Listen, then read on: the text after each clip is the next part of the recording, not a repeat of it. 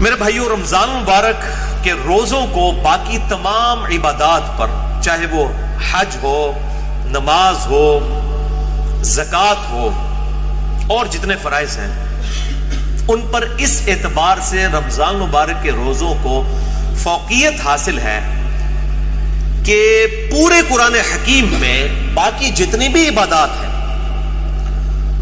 ان کی detail scattered form میں ہے، بکھری ہوئی حالت میں. یعنی اگر میں کہوں کہ حج کے ٹاپک پہ آیات کہاں ہیں، وہ سورۃ البقرہ میں بھی ہیں، سورہ آل عمران میں بھی ہیں، سورۃ الحج کے اندر بھی ہیں. نماز کے ٹاپک میں تو کئی ایک صورتوں میں یہ ایشو ڈسکس ہوا ہے. اسی طریقے سے زکوٰۃ بھی سینکڑوں جگہ پہ ڈسکس ہوئی ہے. لیکن رمضان مبارک کو یہ فوقیت حاصل ہے کہ رمضان مبارک کا جو ٹاپک ہے پورے قرآن میں صرف ایک ہی جگہ پہ ڈسکس ہوا ہے پورے قرآن میں، اور وہ سورۃ البقرہ کا رکوع نمبر ہے 23. 6 آیات میں آیت نمبر 183 سے لے کر 188 تک. سورۃ البقرہ آیت نمبر 183 سے 188 تک جو آپ نے قرآن حکیم میں کھول رکھی ہے، اس میں رمضان مبارک کے ٹاپک کو ڈسکس کیا گیا ہے. پورے قرآن کے اندر اس ایک مقام کے علاوہ نہ کہیں پہ کسی روزے کا ذکر ہے، نہ رمضان مبارک کے حوالے سے کوئی ڈیٹیلز آئی ہیں سوائے اس ایک موقع کے. یہ 6 آیات انشاءاللہ ہم آج کور کریں گے، اور اس میں 6 آیات کے اندر 5 سب ٹاپکس ڈسکس ہوئے ہیں چھوٹے چھوٹے. میں وہ ساتھ ساتھ کلیریفائی کرتا چلا جاؤں گا. اعوذ باللہ من الشیطان الرجیم، بسم اللہ الرحمن الرحیم.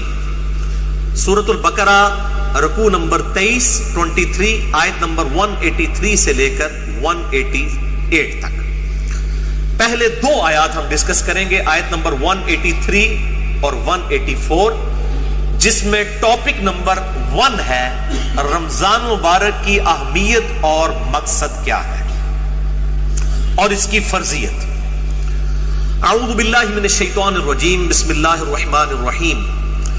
یا ایھا الذین آمنوا کتب علیکم الصیام، اے ایمان والو تم پر روزے فرض کیے گئے ہیں. کما کتب علی الذین من قبلکم، جیسا کہ تم سے جو پہلی امتیں گزری تھیں ان پر بھی روزے فرض کیے گئے تھے. یہ امت محمدیہ صلی اللہ علیہ وآلہ وسلم کا خاصہ نہیں ہے، بلکہ جس طریقے سے نماز بھی اگلی امتوں پر فرض تھی اس کے طریقے میں فرق ہو سکتا ہے، اسی طریقے سے روزے بھی اگلی امتوں پر فرض کیے گئے تھے. اور مقصد کیا تھا؟ لعلکم تتقون، تاکہ تم متقی بن سکو. تقوی کا جو روٹ ورڈ ہے عربی میں وہ ہے وقا. وقا کہتے ہیں عربی میں بچنے کو. یعنی جس شخص کو یہ یقین ہو کہ کسی ہستی نے میری مرضی کے بغیر مجھے پیدا کیا ہے اور وہ میرے ساتھ کچھ بھی کرنے پر قادر ہے، اس کے خوف کی وجہ سے، اس کے ڈر کی وجہ سے گناہوں سے بچنا اور فرائض پر استقامت اختیار کرنا، یہ ہے تقوی.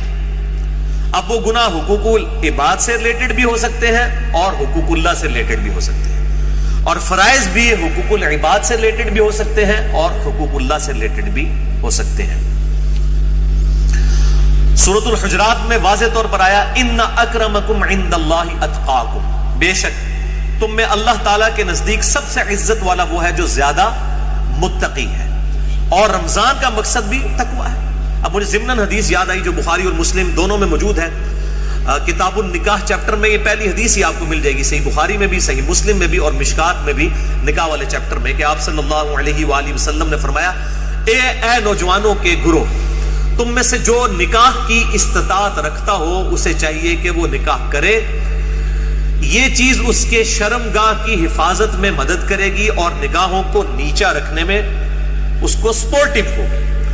اور جو نکاح کی استطاعت نہ رکھتا ہو، یعنی فائنینشلی اس کو سپورٹ نہ کر سکتا ہو ازدواجی زندگی کو، تو وہ روزے رکھ کر اپنی شہوت کو ٹھنڈا کرے. یعنی روزہ جو ہے یہ تقوی کے حصول کا ایک ذریعہ ہے. ایام معدودات، گنتی کے چند دن ہیں، یہ رمضان کا جو مہینہ ہے اور روزے ہیں.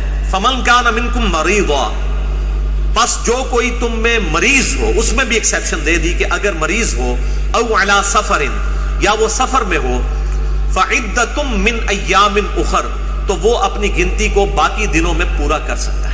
اب وہ سفر چاہے آرام دہ ہو یا غیر آرام دہ ہو، اس سے کوئی سروکار نہیں ہے، سفر میں وہ روزہ چھوڑ سکتا ہے، لیکن باقی دنوں میں گنتی پوری کرنی ہوگی. باقی اس کی ڈیٹیلز انشاءاللہ فقہی احکام و مسائل ہم اگلی نشست میں ڈسکس کریں گے.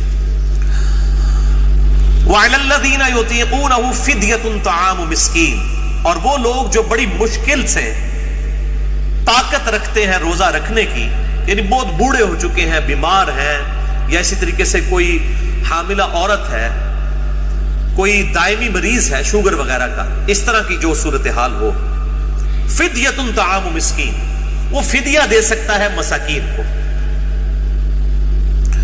فمن تطوع خیرا فهو خیر له، اور جو کوئی اس سے بھی زیادہ اللہ کی راہ میں خرچ کرنا چاہے، یعنی ویسے تو ایک روزے کے بدلے ایک مسکین کو ایک وقت کھانا ہے، اگر کوئی زیادہ مساکین کو کھلانا چاہتا ہے، جتنا گڑ پاؤ گے اتنا ہی میٹھا ہوئے گا، تو اس کے لیے اتنا ہی بہتر ہے. وَأَن تَصُومُوا خَيْرٌ لَكُمْ، اور اگر تم روزہ رکھو تو اسی میں تمہارے لیے بہتر ہے. یہ نہ ہو کہ تھوڑی سی بیماری اور بہانہ کر کے کہو جی میں تو فدیہ ہی دے دینا، روزہ رکھنے کی کڑی لوڑ ہے.